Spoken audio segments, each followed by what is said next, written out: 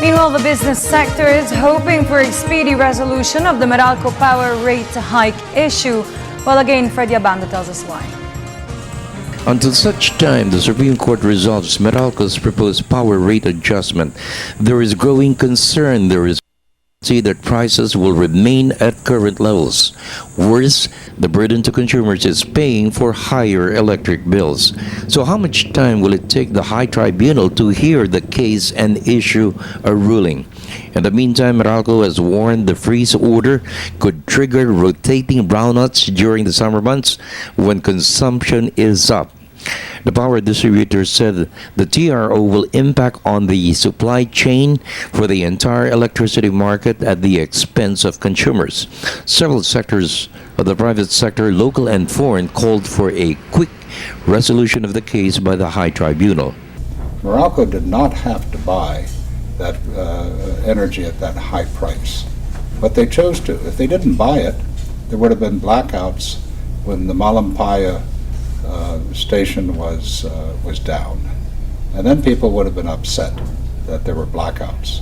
So we got upset at the price, but I don't think we have fully thought through that Wesum was, for most of the year, Wesum was actually selling on the spot market power that was quite inexpensive, and then it spiked when the Malampaya shutdown extended beyond what it was scheduled for. I think we should actually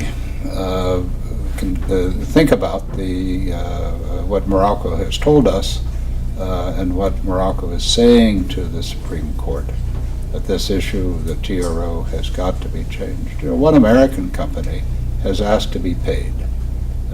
Companies that sold the power on the spot market to Morocco have to be paid. They in turn have to pay their suppliers. If you interrupt this whole chain, it's very, very risky. 6 power producers were named by the Supreme Court to be impleaded in the case. These companies are under investigation by the ERC for collusion, which led to the spike in power rates.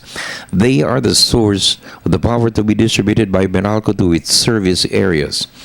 Abacata Party List Congressman Jonathan De La Cruz will file a new petition to include First Gen and the Malampaya Consortium to be impleaded by the court. The Supreme Court is within its rights to require the other power producers named as the major suppliers of MERALCO to explain why they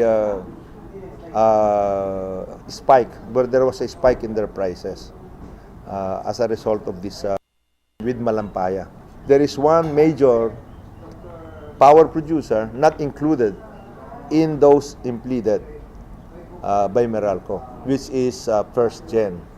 So there is also to be a case made against that, because why should you exclude First Gen? They are also a major supplier of MERALCO. In the meantime, foreign business groups are cool to the proposal to amend the APIRA law, a move being pushed by the House and even Energy Secretary Jericho Padilla.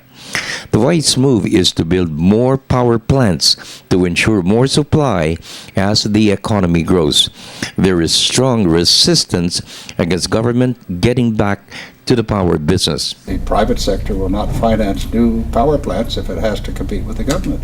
It's either one or the other. In the past, the government failed to provide enough power.